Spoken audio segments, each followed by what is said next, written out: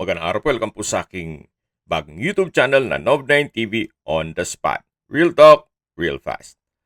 Okay, wala nang intro-intro. Nandito po tayo ngayon sa Pila, Laguna kung saan meron po tayong bagong video presentation.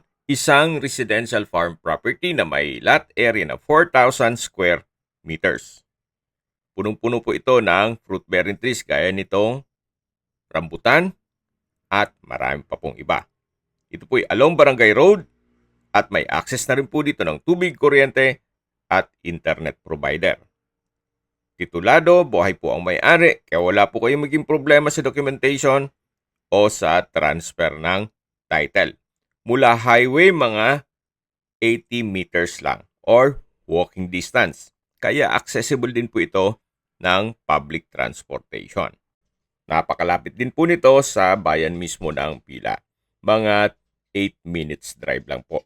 Kung saan kompleto na po doon gaya ng public market, groceries, convenience store, remittance center, banks, church, schools, at meron din pong Pila Rural Clinic.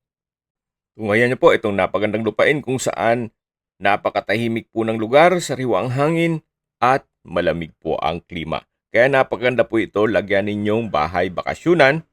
At kung gusto nyo namang mag-negosyo, pwede naman po itong gawa ng resort o events place. Ito po'y along Barangay Road. Kaya accessible po ng public transportation.